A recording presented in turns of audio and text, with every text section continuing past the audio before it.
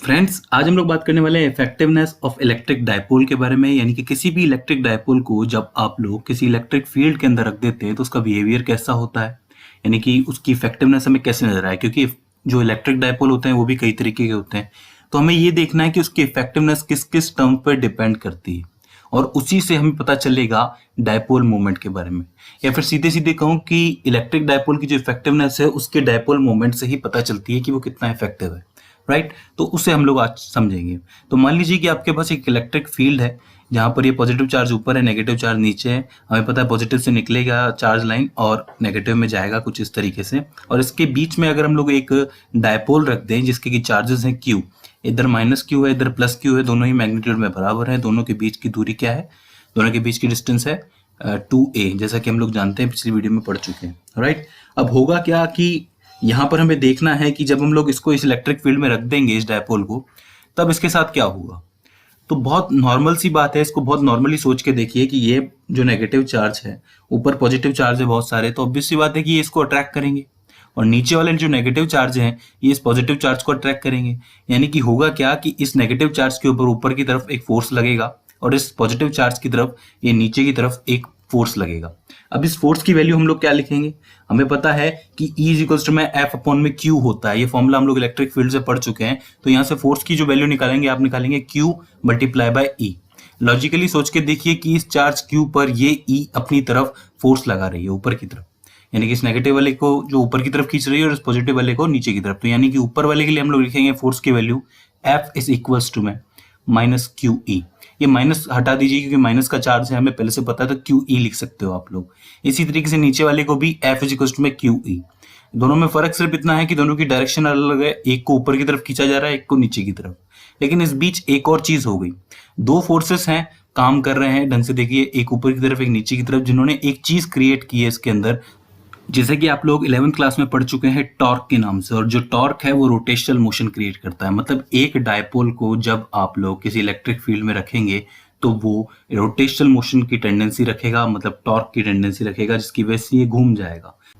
तो इसका मतलब इसके अंदर कुछ ना कुछ मूवमेंट हुआ। अब इसके अंदर मूवमेंट हो गया है तो एक चीज समझिए कि हमें इस टॉर्क को कैलकुलेट करना पड़ेगा उसके लिए, अगर हम लोग इस मूवमेंट को कैलकुलेट करना चाहते हैं तो।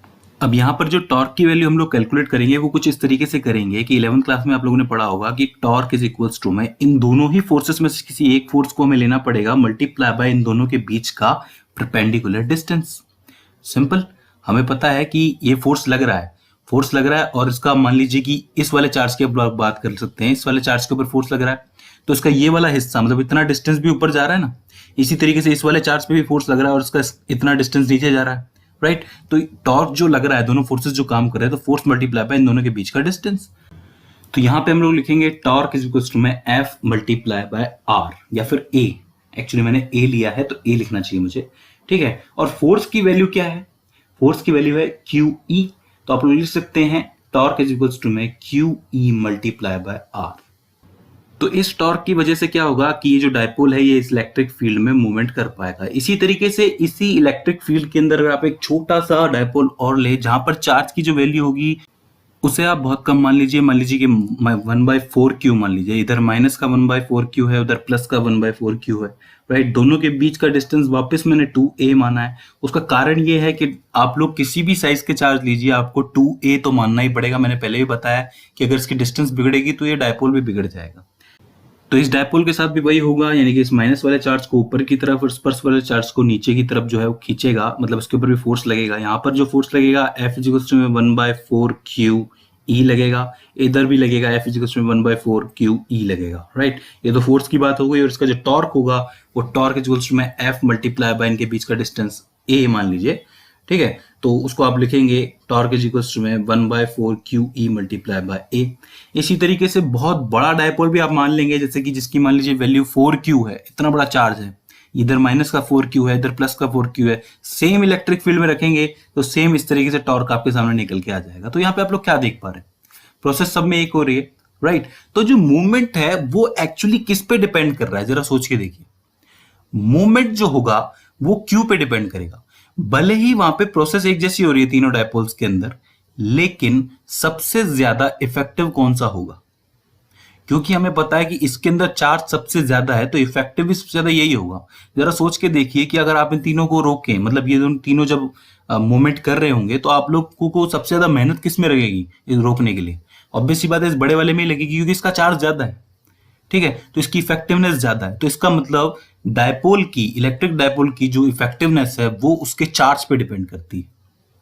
राइट, अब चूंकि इसके चार्जेस बड़े हैं तो उसके हिसाब से इसकी जो डिस्टेंस होगी वो भी बड़ी होगी। हालांकि मानेंगे हम लोग 2a ही, लेकिन चूंकि ये जो बड़े चार्ज हैं उसके हिसाब से रिलेटिवली बढ़ेगी, मतलब जो आपकी डिस्टेंस होगी इनके बीच की वो बढ़ेगी। राइट, तो इसका मतलब इसकी डिस्टेंस पर भी डिपेंड करता है। मतलब ये हुआ कि इन डायपोल्स के अंदर जो भी मूवमेंट हो रही है वो इनके चार्ज और इनकी डिस्टेंस, इनके बीच की डिस्टेंस पे डिपेंड करती है। तो हम लोग लिखेंगे dipole moment is equals to में q मल्टीप्लाई बाय a। अब ये तो एक चार्ज के लिए है, दूसरे चार्ज के लिए आप लोग लिख सकते हैं q मल्टीप्लाई बाय a, दूसरा वाला। दोनों को आप लोग जोड़ेंगे तो 2qa लिख सकते हैं। राइट, तो इसका मतलब इस डायपोल मोमेंट को आप लोग लिखेंगे p इज इक्वल्स टू में 2qa। ठीक है, तो ये हो जाती है आपकी डायपोल मोमेंट। अब डायपोल मोमेंट जो है वो एक वेक्टर क्वांटिटी, यानी कि p एक वेक्टर क्वांटिटी, तो p इज इक्वल्स टू में p vector is equals to में आपका होगा q हमें पता है स्केलर होता है, और मैंने पहले भी बताया था कि इनके बीच की जो डिस्टेंस है 2a, इसको आप लोग क्या मानेंगे? इसको आप लोग डिस्प्लेसमेंट मान के चलेंगे, क्योंकि यही शॉर्टेस्ट डिस्टेंस है, और डिस्प्लेसमेंट जो होती है वो वेक्टर होती है, तो यानी कि यही इसकी डायरेक्शन भी दिखाएगी माइनस से प्लस की तरफ। तो इसका मतलब इसके ऊपर आप लोग वेक्टर लगाएंगे, तो आप लोग टोटल फॉर्मूला लिखेंगे p vector is equals to में q 2a का वेक्टर। अब इस बात को समझ लीजिए कि किसी भी इलेक्ट्रिक डायपोल में जो भी ये टॉर्क आपको नजर आ रहा है वो इन दोनों की वजह से, इस चार्ज की वजह से और इनके बीच की डिस्टेंस की वजह से होता है। तो यहां पर हमें ये क्लियर हो गया कि किसी भी इलेक्ट्रिक डायपोल की जो इफेक्टिवनेस है उसके डायपोल मोमेंट पर डिपेंड करती है, और डायपोल मोमेंट उसके चार्ज और उसके बीच की डिस्टेंस पर जो है डिपेंड करता है। राइट, इसी से हमें टॉर्क भी समझ में आया, इसके अंदर टॉर्क क्रिएट होता है। हालांकि टॉर्क के ऊपर मैं एक वीडियो और बनाऊंगा।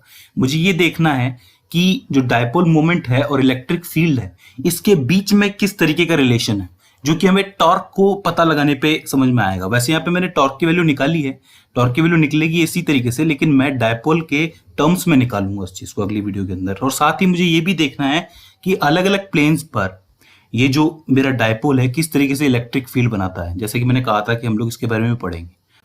सो फ्रेंड्स, आई होप आपको ये डायपोल मोमेंट समझ में आया होगा। आगे चल के हम लोग इसके थोड़े से एग्जांपल्स भी लेके आएंगे, और मैं कोशिश करूंगा कि केमिस्ट्री के एग्जांपल्स भी लाए जाएं, जिससे और ज़्यादा क्लियर हो जाए।